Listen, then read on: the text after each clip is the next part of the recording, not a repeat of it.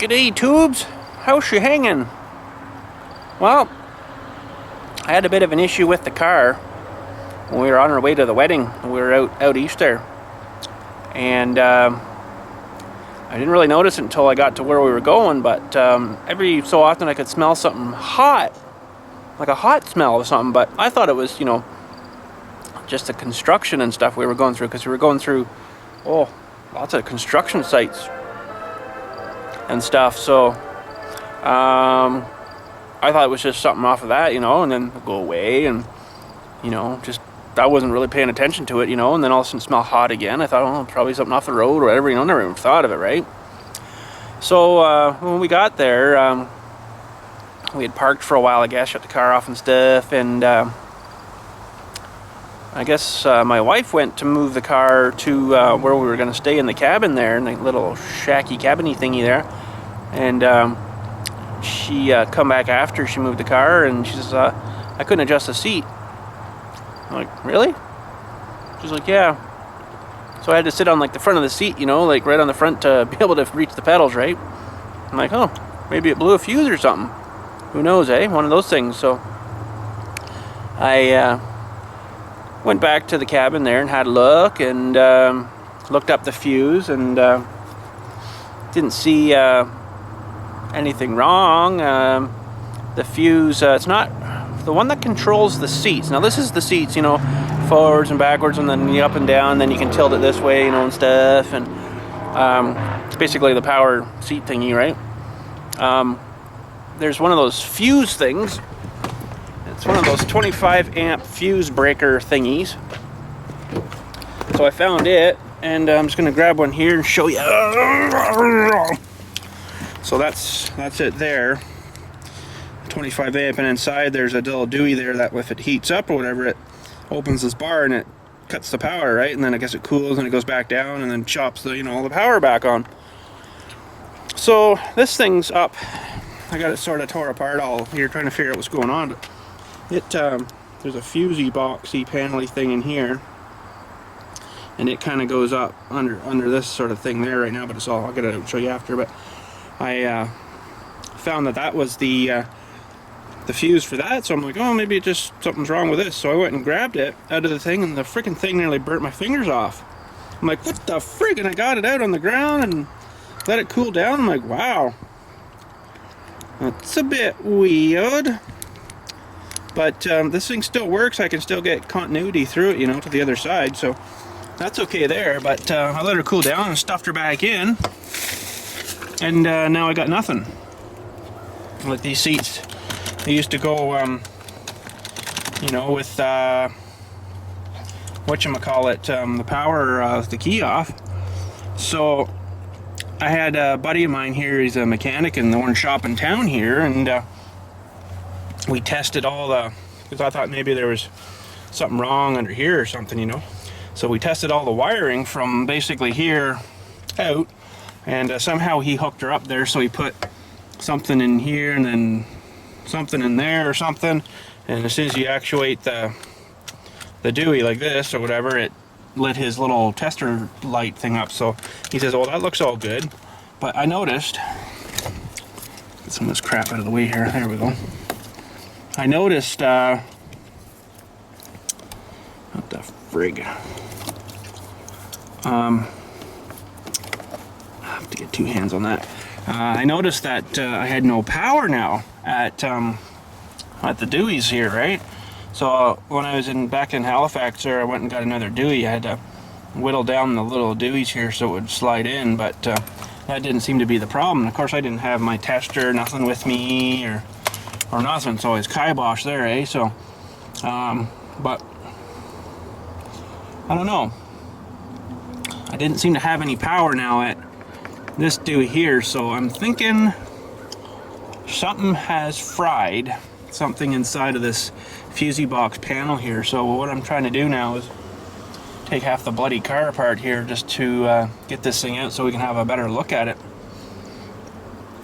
And it's mostly just trying to get all this crap in out of the way, you know, and then I can unhook the this is like a big plug basically here that all these things hook into, you know, so it's pretty sophisticated really. But once I think we get this out, I'll be able to slide her down and out. So that's where I am now. But we've got all this apart here.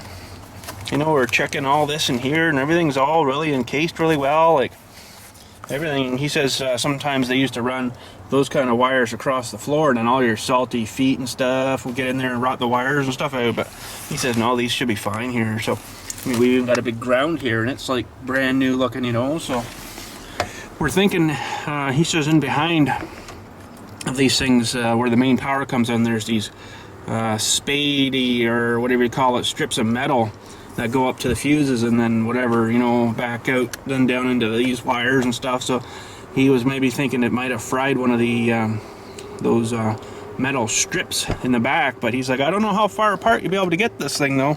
So I'm like, oh great, so we might have to get a whole new box. But something made her heat up, and we're not sure what. Now my nephew was riding with us, and you know, I don't know, maybe the switch was stuck down or something, because once it's down to the bottom thing, it doesn't, you know, you have no idea that it's on, right? So yeah, not having much fun, tubes. Not having much fun. But hopefully I can get this out of here enough that I can, you know, get this Dewey down and out of here. So guess we'll get working on her here and see what we can come up with.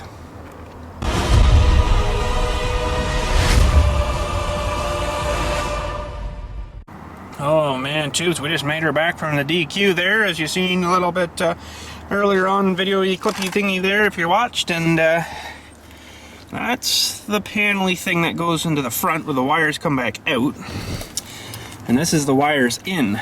So there's 2 or 3, 4 great big red ones, which I guess is power in.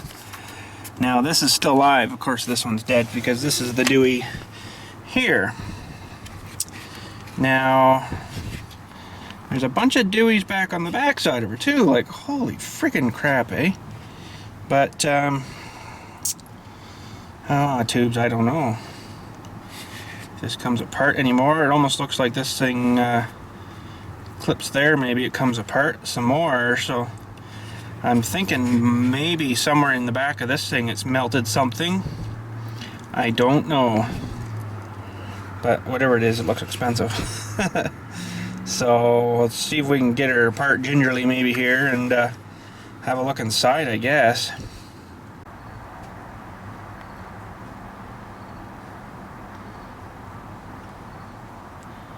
Don't ask me, tubes, but watch.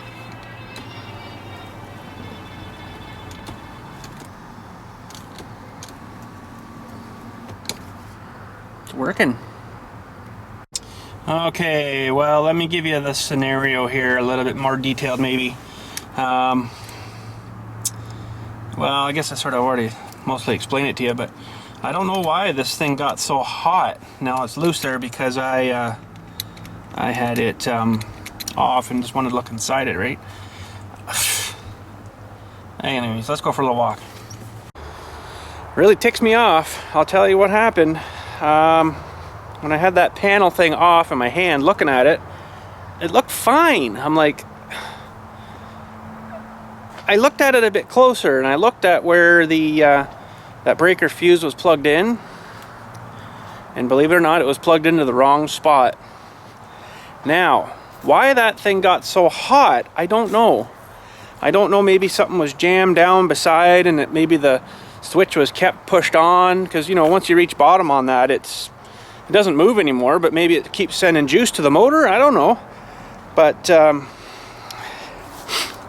I guess I yanked it out so bloody fast because it was so hot. Threw it on the ground, you know, because I'm like, freaking fingers. And I guess when I stabbed it back in, there's about 6 different places you could put the thing back in there. So I must have jammed her in the wrong one, and then it didn't work. You know, because it's got no breaker there, right? No fuse protection or nothing. So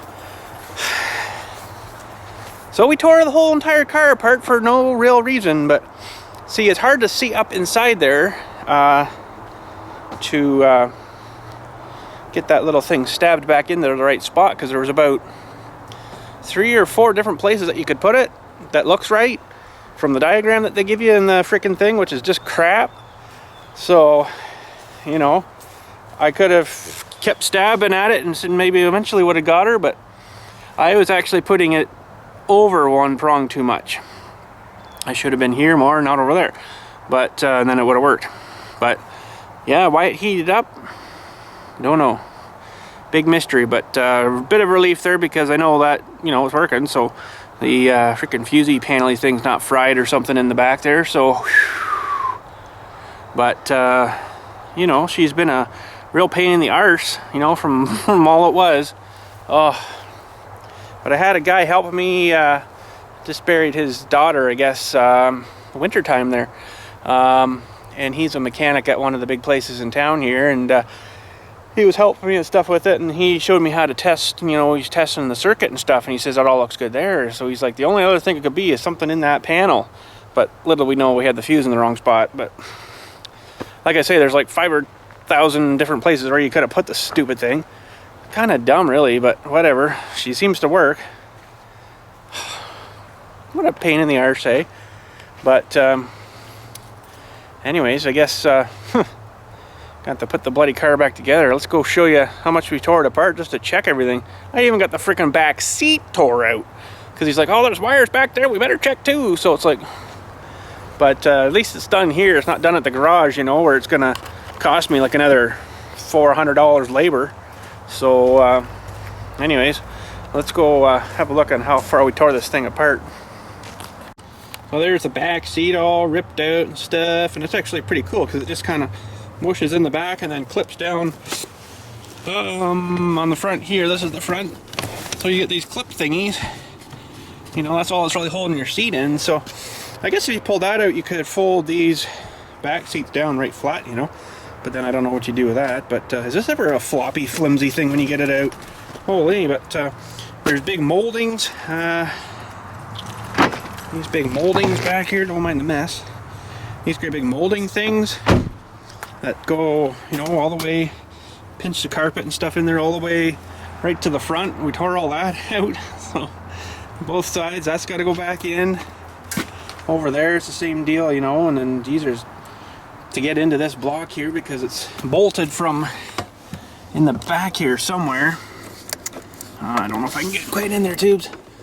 So that hole there, I think, is, there's a big bolt here that goes through this guy here that holds the fuse box in there too, right?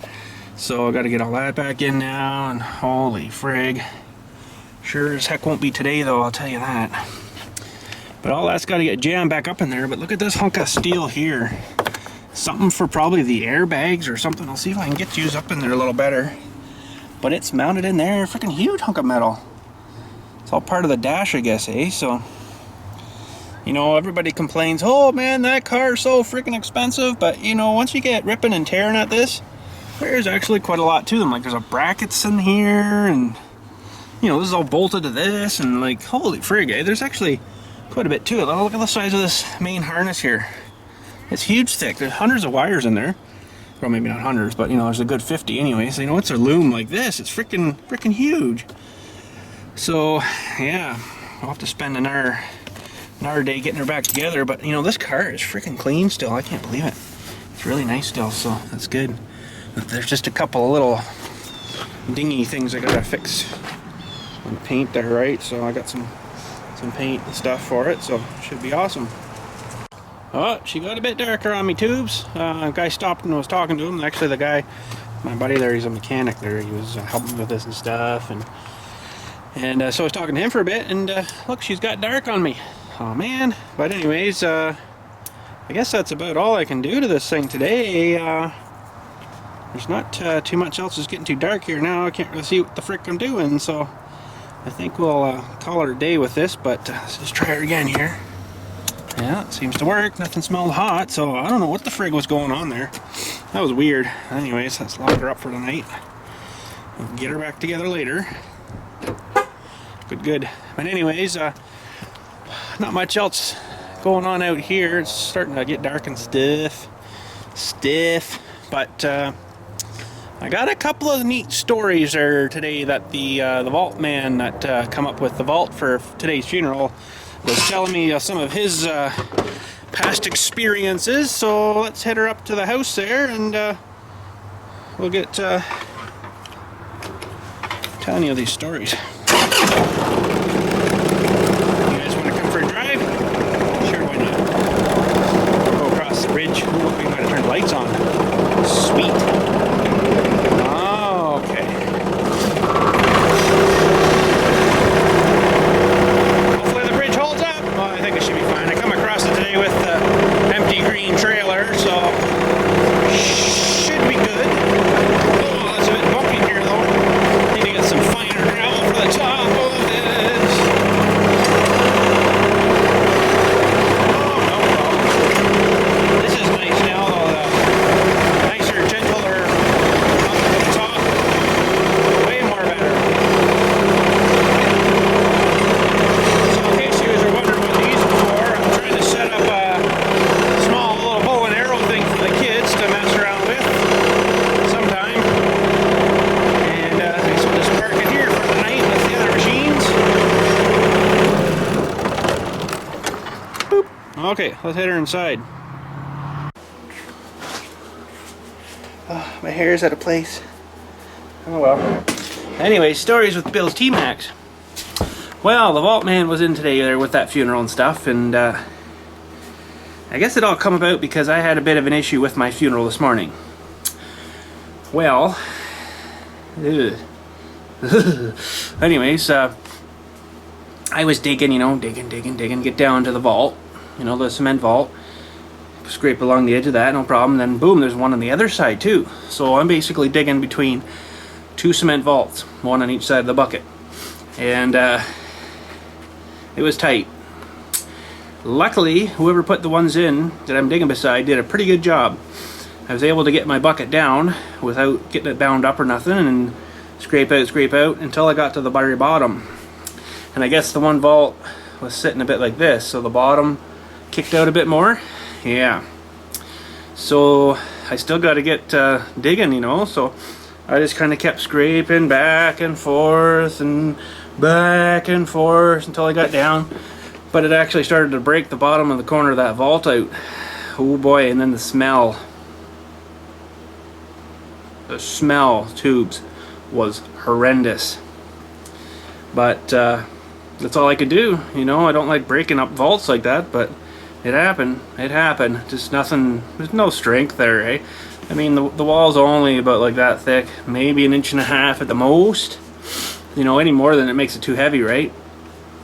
But she busted the very bottom corner out, you know, like where it comes down the side, and then on the bottom, this corner here got busted out. So, oh, the smell.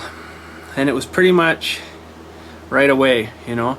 You could, ooh, it smelled like, if anybody's ever smelt the smell of the ocean, you know how it's kind of sort of stinky, rotteny, kind of sort of seaweedy smelling?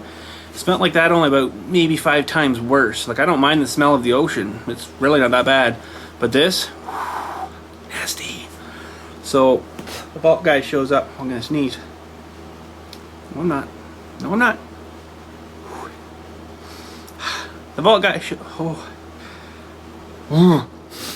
the vault guy shows up, and I said to him, "How's your stomach today, buddy?" And he looked at me like, "Why?" I'm like, "Well, I got a pretty stinky one here. It's pretty smelly." He's like, "Oh." So he comes and looks at it, and he's like right down the hole, you know, like, it's not too bad. I'm like, I get like 3 feet to the hole, and I'm like, "What?" You know, like dry heaving, right? Oh, still got the smell on my nose. Maybe that's what's bugging me. But anyways, he didn't seem to care, so he got into the stories. Really nice fella. He's his dad actually used to run this vault company, like way back.